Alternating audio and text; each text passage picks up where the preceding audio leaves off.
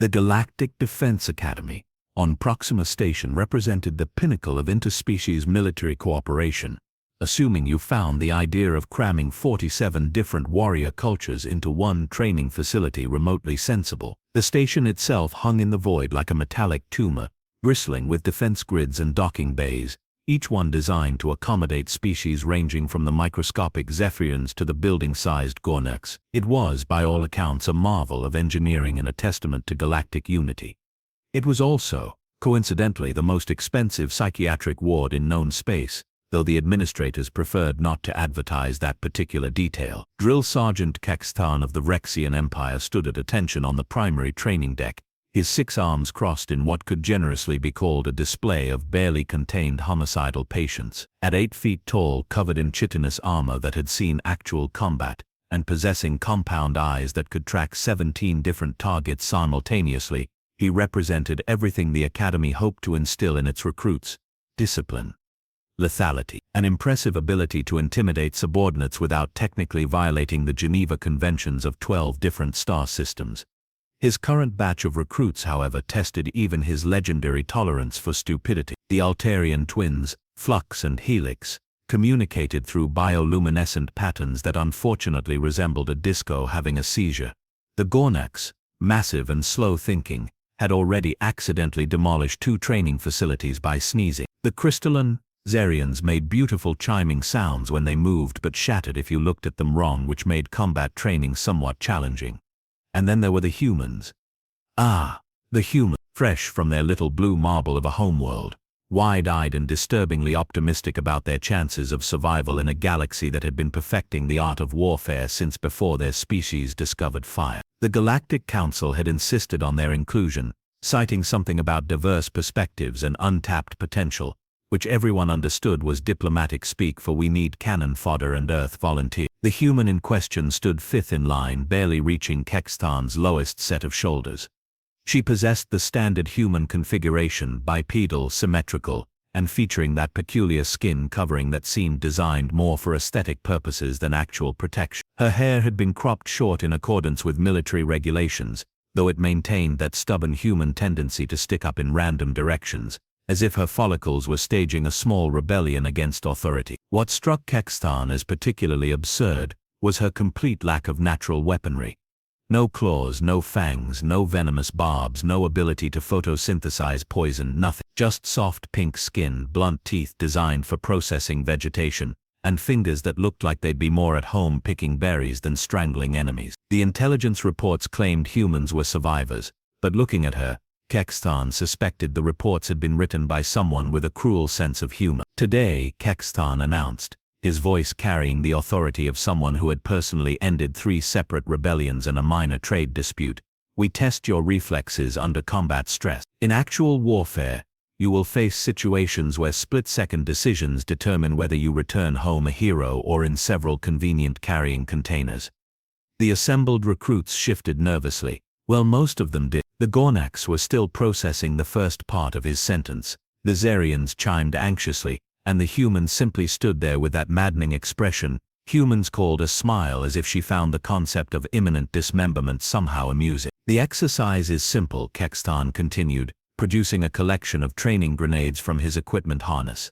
"I will throw these at each of you. You will demonstrate proper evasion techniques, take cover, and await the detonation. Failure to respond appropriately will result in a very educational lesson about the effects of high explosives on organic tissue." This was, of course, a time-honored tradition at the Academy. The grenades were fitted with harmless concussion charges designed to startle rather than maim, though the recruits didn't need to know that. Fear, Kex'tharn had learned, was the most effective teacher in the galaxy. The Altarian twins went first, their bioluminescent communication allowing for perfect coordination as they dove behind the designated barriers. The Zerians moved with crystalline precision, their movements creating a symphony of chimes as they sought cover. Even the Gornaks, slow as they were, managed to lumber behind their reinforced protective walls with seconds to spare. Then came the humans' turn. Kex'tharn selected a standard concussion grenade, armed it with a 4-second fuse, and drew back his primary throwing arm. The human stood in the center of the training area, still wearing that insufferable smile, her hands clasped behind her back in a posture that suggested either supreme confidence or complete obliviousness to her impending educational experience. "Ready, human?" Kex'tharn called out, his compound eyes focusing on her with the intensity of a predator selecting its prey. "Ready when you are, Sergeant," she replied, her voice carrying that peculiar human accent that made everything sound like they were discussing the weather, rather than military exercises. What happened next would become legend at the academy, though the official reports would be somewhat sanitized to protect the reputation of certain instructors and preserve what remained of Kex'tharn's professional dignity. Kex'tharn's throwing arm moved with the precision of a siege engine, launching the concussion grenade in a perfect arc toward the human. The trajectory was flawless, calculated to land approximately 3 feet in front of her position, with just enough time for a panicked scramble to safety. It was a textbook demonstration of military intimidation, executed by someone who had perfected the art of scaring recruits into competence. The grenade tumbled through the recycled station air, its timer ticking down with mechanical indifference. 4 seconds, 3 seconds. The other recruits watched from their positions behind the safety barriers, some with multiple sets of eyes, others through crystalline refractions, all sharing the universal experience of witnessing someone else's impending embarrassment. 2 seconds. The human moved, not toward cover, as any sensible being would do, not away from the incoming explosive, as survival instincts across 47 species unanimously recommend. Instead, she stepped forward, extending her soft, weaponless hands with the casual confidence of someone catching a particularly lazy ball during a recreational activity. 1 second. She caught the grenade.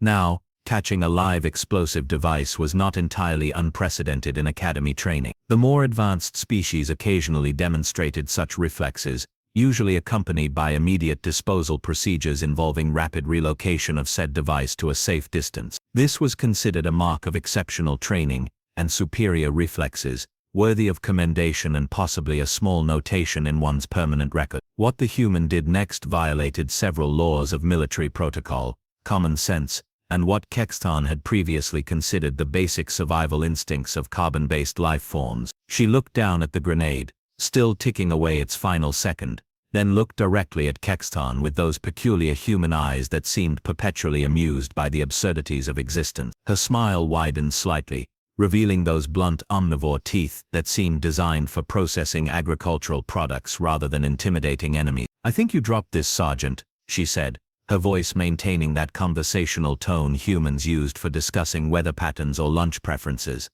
Then she threw it back, not a panicked hurl, not a desperate attempt to get the device away from her person. This was a calculated throw, executed with the kind of precision that suggested extensive practice with projectile weapons. The grenade sailed through the air in a perfect parabolic arc, timed to land directly at Kex'tharn's feet with exactly 0 seconds remaining on its time. The explosion, while harmless, created a satisfying concussion that rattled the deck plates and filled the immediate area with enough smoke to obscure visibility for several moments. When the air cleared, Kex'tharn stood exactly where he had been, his compound eyes blinking in what could generously be described as stunned disbelief. His 6 arms hung at his sides, and for the first time in his distinguished military career, he found himself completely at a loss for words. The human, meanwhile, had already assumed the position of attention, her hands clasped behind her back, waiting for further instructions with the patience of someone who had just completed a routine task, rather than committed what most species would consider an act of insubordination bordering on assault. "Pick it up, Sergeant," she said, nodding toward the smoking remains of the training device. Safety regulations clearly state that all equipment must be accounted for at the end of each exercise.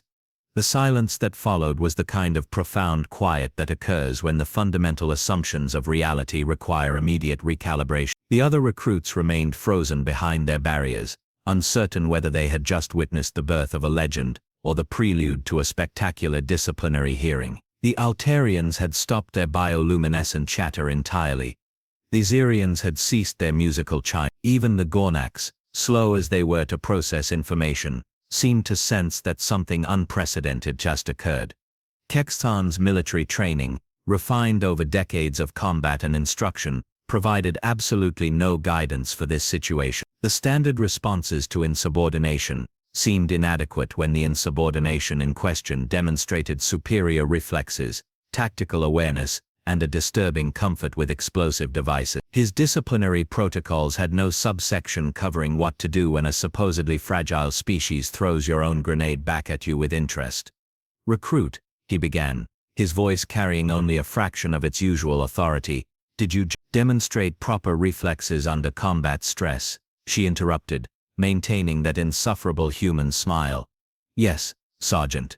Though I should mention that your throwing technique could use some work. The rotation was off, and you telegraphed the release by dropping your shoulder. In an actual combat situation, any opponent with basic training would have seen that coming from across the battlefield." This was, Kex'tharn realized with growing horror, a teaching moment. She was critiquing his performance. A human, fresh from a backwater planet that had only recently discovered faster-than-light travel, was providing tactical feedback to a Vrexian sergeant who had earned his rank through 3 separate campaigns and countless training cycles. The truly disturbing part was that she was absolutely correct. Furthermore, the human continued, apparently oblivious to the existential crisis she was causing in her instructor. "The safety protocols for this exercise seem somewhat inadequate. In a real combat scenario, returning fire is standard procedure. I assumed this was part of the test, demonstrating initiative and tactical adaptability under pressure." Kex'tharn felt something that might have been respect beginning to form in the section of his brain responsible for evaluating potential threats. This was quickly suppressed by the larger section responsible for maintaining military discipline and preventing complete chaos in training environments. "You," he said slowly, his compound eyes focusing on her with renewed interest, "are either the most promising recruit to enter this academy in the past decade, or the most dangerous individual to somehow survive the selection process." The human's smile widened slightly. "Why can't I be both, Sergeant?" And there it was, Kex'tharn thought with the resignation of someone watching their carefully ordered worldview collapse in real time. The humans weren't weak. They weren't fragile. They were something far more dangerous, completely unpredictable. In a galaxy where warfare had been refined to an art form based on predictable species behaviors and established tactical doctrines, the humans represented chaos incarnate, wrapped in deceptively soft packaging and delivered with a smile that suggested they found the entire universe mildly entertaining. He looked down at the smoking remnants of his training grenade, then back at the human who stood waiting for his next instruction with the patience of someone who had all day to revolutionize military doctrine. "Pick up your gear," Kex'tharn ordered, his voice regaining some of its authority. "We're moving to advanced exercises." After all, if she wanted to be unpredictable, he would give her ample opportunity to demonstrate just how creative human warfare could become. Word of the grenade incident, as it would forever be known in Academy lore, spread through Proxima Station with the velocity of a particularly motivated photon torpedo. Within the hour, instructors from 17 different departments had found excuses to observe the human's subsequent training exercises. By the end of the day, the Academy's senior staff had convened an impromptu meeting to discuss what the official reports diplomatically termed anomalous performance metrics from the Terran recruit. Commander Vexhai of the Centaurian Naval Division stood at the observation deck, watching the human navigate an obstacle course designed to test spatial reasoning and agility. The course itself was a masterpiece of sadistic engineering: anti-gravity wells, rotating platforms, laser grids that would deliver a mildly educational shock, and pressure plates that activated various mechanical hazards. It had taken the Academy's best designers 3 years to create an environment capable of challenging every known species' particular strengths, while exploiting their universal weaknesses. The human was treating it like a recreational activity. "Explain to me," Commander Vexhai said to Kex'tharn, his 3 eyes tracking the human as she somehow used a laser grid as a climbing surface, "how a species that evolved on a planet without natural predators larger than themselves developed these reflexes." Kex'tharn, whose professional pride had taken several direct hits over the past few hours, could only manage a grunt that conveyed both bewilderment and grudging respect. According to her file, she grew up on an agricultural colony. "Farming equipment, apparently." "Farming equipment," Vexhai repeated, watching the human grab what appeared to be a high-voltage cable and swing across a gap that should have required either flight or teleportation to traverse. "They use military-grade obstacle courses for agriculture." "No," Kex'tharn said slowly, his compound eyes following her progress with the fascination of someone watching physics laws file a formal complaint. They use explosives for agriculture.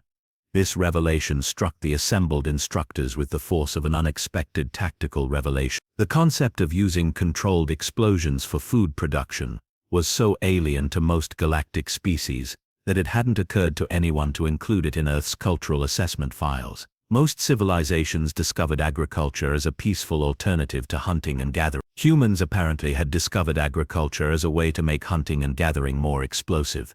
Dr. Kex'tharn, the Academy's chief psychologist, made rapid notes on her datapad. This would explain the comfort with volatile situations. If their developmental environment normalized explosive hazards, they would naturally view combat scenarios as extensions of familiar activities rather than existential threats.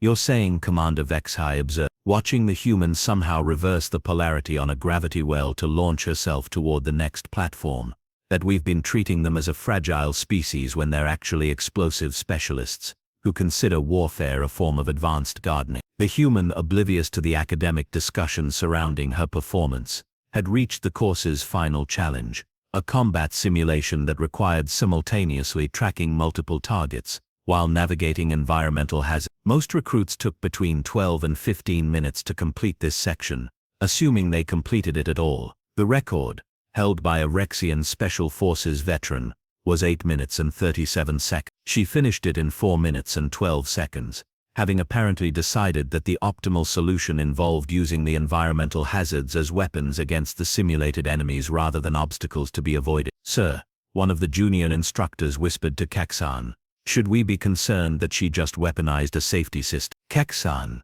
considered this question with the careful deliberation of someone whose worldview had been thoroughly demolished and was now being reconstructed from entirely new materials. I think, he said finally, we should be concerned that she did it so casually. The human dropped down from the final platform, landed with a soft thud that suggested excellent spatial awareness and strong leg muscles, and immediately assumed the position of attention. Her breathing was slightly elevated, her hair remained rebelliously disheveled, and she wore that same maddening smile that suggested she had just completed a pleasant morning jog, rather than a military assessment designed to separate elite warriors from casualties. Time? She asked, directing the question to Kex'tharn with the casual confidence of someone requesting weather information. 4 minutes, 12 seconds, Kex'tharn replied, his voice carrying a tone that hadn't existed in his vocabulary before today.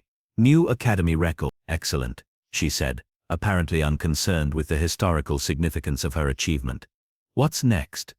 This question triggered another moment of profound silence among the assembled instructors. The obstacle course was typically the culminating exercise for basic training, designed to evaluate recruits before they progressed to specialized military tracks. No one had planned for what happened when someone completed it with the casual efficiency of someone checking items off a grocery list. Commander Kex'tharn activated his communication device with one of his upper appendages, while keeping his eyes fixed on the human.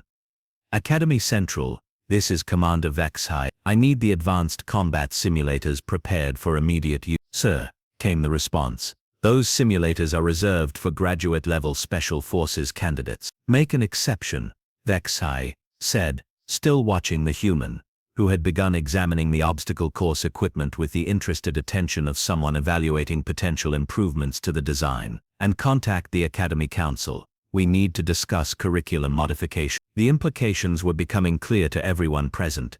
If this human represented typical performance metrics for her species, then every military doctrine in the galaxy required immediate revision. Humans weren't the soft support species they had been assumed to be. They were natural-born combat engineers who approached warfare with the same methodical creativity they apparently applied to explosive agriculture. Dr. Kex'tharn looked up from her note. Commander, I recommend we contact Earth's Colonial Administration and request detailed information about their farming techniques. If this level of performance is standard for their agricultural workers, their actual military personnel might be terrifying. Kex'tharn finished, the word emerging with the reverent tone usually reserved for discussing legendary weapons or particularly effective battle strategies. The human, meanwhile, had discovered that one of the obstacle course's laser emitters could be manually adjusted. She was currently testing its focal range with the concentrated attention of someone conducting a scientific experiment, apparently oblivious to the fact that she was casually performing unauthorized modifications to Academy equipment. Recruit, Kex'tharn called out, his voice carrying just enough authority to suggest this might be approaching the boundaries of acceptable behavior. She looked up from the laser emitter, her expression suggesting mild curiosity about his concerns. "Yes, Sergeant. What are you doing?" "Quality control," she replied, as if this were obvious. "The calibration on this unit is off by approximately 15%. It's probably why the course record stood for so long. Previous participants were dealing with inconsistent targeting parameters." The assembled instructors exchanged glances that conveyed a mixture of professional admiration and existential dread. She hadn't just broken the Academy record. She had diagnosed the equipment malfunction that had been artificially inflating completion times for the past 3 years, and she had done it as an afterthought while waiting for further instructions. Commander Vexhai made another note on his communication device. "Academy Central, also contact the engineering department. We may need to recalibrate our entire training facility." The human finished her impromptu equipment maintenance and returned to position, standing at attention with the patient expression of someone ready for whatever educational challenges the Academy wished to present. Kex'tharn looked at her, then at the reassembled laser emitter that was now presumably functioning at optimal efficiency, then back at her. "Advanced combat simulations," he announced, his voice carrying the tone of someone preparing to discover just how much more interesting his job was about to become. The Advanced Combat Simulation Chamber had been designed by committee, which explained both its impressive technical specifications and its complete inability to prepare anyone for actual warfare. It featured holographic enemies with adaptive AI, environmental hazards that could be reconfigured in real time, and enough computational power to simulate entire planetary battles with disturbing accuracy. What it had never featured, until today, was a mixed species squad, led by someone whose species file contained the increasingly inadequate notation, non-combatant support personnel. The human stood at the center of the briefing area, surrounded by the Academy's most advanced cadet to her right. Cadet Bulkar represented the Vrexian Empire's finest military traditions: 6 arms, natural armor, and enough combat training to qualify as a walking weapons platform. To her left, Cadet Nixwell of the Centaurian Navy brought 3,000 years of tactical doctrine and the ability to process 17 different battlefield variables simultaneously. Behind her, the crystalline Cadet Haksani could calculate trajectory mathematics in real time and communicate through quantum resonance frequencies that bypassed conventional jamming. They were, by any reasonable standard, the most formidable military unit ever assembled for Academy training purposes. They were also, Commander Vexhai noted from the observation deck, about to receive an education in warfare that their species had never anticipated. "Mission parameters," the human announced, reviewing the tactical display with the casual interest of someone checking a recipe, "are straightforward. Capture the enemy stronghold, neutralize all hostile forces, secure the intelligence data, and extract within 30 minutes. Question. Cadet Bulkar's compound eyes focused on her with the intensity of someone trying to solve a particularly complex puzzle. "You are suggesting a direct assault on a fortified position with adaptive defenses and numerical superiority." "I'm suggesting we think like farmers," she replied, her smile widening in a way that had begun to make hardened military instructors profoundly nervous. The simulation began with the kind of dramatic flourish that Academy programmers seem to consider essential for proper military education. Holographic enemies materialized behind defensive barriers, automated weapons systems, activated with appropriately intimidating sound effects, and environmental hazards began their predetermined cycles of mayhem and destruction. What followed violated so many established principles of galactic warfare doctrine that Dr. Kex'tharn would later publish 3 separate papers on the psychological implications of human tactical thinking. Instead of advancing undercover, the human led her squad directly toward the enemy stronghold in what appeared to be a suicidal frontal assault. Instead of seeking defensive positions, they moved with the coordinated efficiency of a farming crew approaching a particularly stubborn field, and instead of engaging the enemy weapons systems according to established protocols, they began systematically repurposing the environmental hazard. "Bulkar," the human called out, her voice maintaining that conversational tone while explosions detonated around their position. "Can you redirect that plasma conduit toward the eastern defensive wall?" "This is not standard tactical procedure," Bulkar replied, even as his 6 arms moved with mechanical precision to accomplish the requested task. "We are supposed to neutralize hazards, not weaponize them." "Where I come from," the human said, somehow managing to sound educational while diving through a gap in the laser grid that hadn't existed moments before. We call that controlled demolition. It's used for removing tree stumps. The eastern wall exploded with a satisfying display of holographic destruction and simulated structural collapse. Through the breach, enemy forces attempted to reposition their defenses, only to discover that Cadet Kex'tharn had calculated the optimal resonance frequency for destabilizing their weapons platform. The crystalline being's quantum harmonics turned the enemy's own defensive systems into a percussion orchestra of mechanical failure. Kex'tharn, the human, continued, apparently oblivious to the fact that she had just revolutionized siege warfare. Those automated turrets follow predictable targeting algorithms. Can you create a targeting loop? Impossible, Kex'tharn replied, his three eyes analyzing the tactical situation with centaurian precision. The systems are designed to prevent recursive targeting errors. They're designed to prevent conventional recursive targeting errors, the human corrected, her tone suggesting the patience of someone explaining basic concepts to an eager student. But they're not designed to handle agricultural pest control protocols. What she did next would require 17 different military experts to fully analyze, but the essential technique involved convincing the automated defense systems that the enemy forces were actually invasive agricultural pests, requiring immediate neutralization. The turrets promptly began engaging their own defensive positions, with the methodical efficiency of mechanical crop dusters. From the observation deck, Commander Kex'tharn watched in fascination as the human squad advanced through what had been an impregnable defensive position, now transformed into a chaotic battleground where the environment itself fought on their behalf. She's not commanding a military unit, he observed to Kex'tharn. She's managing a construction project.